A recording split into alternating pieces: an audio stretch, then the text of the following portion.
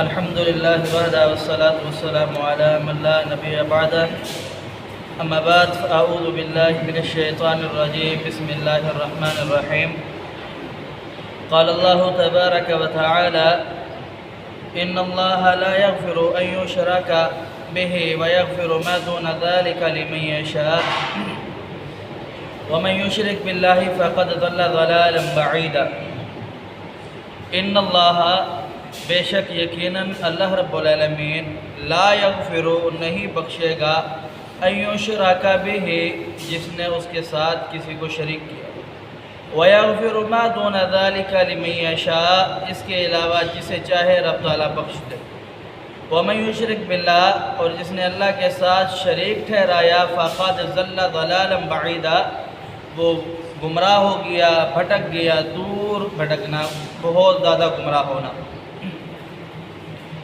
پیچھے منافقین کا تذکرہ چلا آ رہا تھا کہ جو رسول اللہ صلی اللہ علیہ وسلم کے فیصلوں کو نہیں مانا کرتے تھے، جدا راستہ اختیار کرنا پسند کرتے تھے، اپنی منمانی کیا کرتے تھے۔ اب یہاں مشرک کوئی مذمت بیان کی جا رہی ہے۔ اللہ رب العالمین بیان فرما رہا ہے کہ مشرک کو رب تعالیٰ کبھی بھی معاف نہیں کرے گا۔ اس سے معلوم ہوتا ہے کہ دین اسلام کے علاوہ کوئی اور جتنا بھی اچھا دین ہو اس کی کوئی اہمیت نہیں ہے، وہ اللہ رب العالمین کے ہاں قابل قبول نہیں ہے۔ رب تعالیٰ نے قرآن پاک کے اندر ارشاد فرمایا الیوم اکملت لکم دینکم واتممت علیکم نعمتی ورضیت لکم الاسلام دینا۔ اس آیات میں لفظ دین 2 مرتبہ آیا ہے۔ دین کا مطلب ہوتا ہے نظام، اور رب تعالیٰ فرماتا ہے کہ اے مسلمانوں میں نے تم پر اپنی نعمت پوری کر دی ہے۔ نعمت کیا ہے کہ تم کو اسلام دے دیا ہے، تمہارے لیے دین کو اسلام منتخب کیا ہے، پسند کیا ہے، چنا ہے۔ اب یہ جو دین ہے یہ قیامت تک کے لیے دین ہے۔ باقی جتنی بھی امتیں تھیں، جتنے بھی پیغمبر آئے، جتنے بھی رسول آئے، ان پر ایک شریعت چل رہی ہوتی تھی، ایک نبی کی دعوت چل رہی ہوتی، لیکن جب دوسرا نبی آتا تو اسے اپنی نبوت اور اپنی دعوت چھوڑ کر کے دوسرے نبی کی اتباع اور پیروی کرنی پڑتی تھی۔ رب تعالیٰ کا قرآن کہتا ہے وَإِذْ أَخَذَ اللَّهُ مِيثَاقَ النَّبِيِّينَ لَمَا آتَيْتُكُم مِّن كِتَابٍ وَحِكْمَةٍ ثُمَّ جَاءَكُمْ رَسُولٌ جب کبھی دوسرا نبی آئے گا تو پھر آپ نے اپنی نبوت اور رسالت کو چھوڑ کر کے اس کی اتباع اور پیروی کرنی ہے۔ اللہ رب العالمین نے یہ عہد لیا تھا پیغمبروں سے، اور سب سے آخری پیغمبر جناب محمد رسول اللہ صلی اللہ علیہ وسلم ہے۔ جناب عیسیٰ علیہ السلام تک یہی قانون یہی قاعدہ رہا ہے، لیکن جب جناب محمد کریم صلی اللہ علیہ وسلم آئے تو رب تعالیٰ فرماتے ہیں الیوم اکملت لکم دینکم واتممت علیکم نعمتی ورضیت لکم الاسلام دینا۔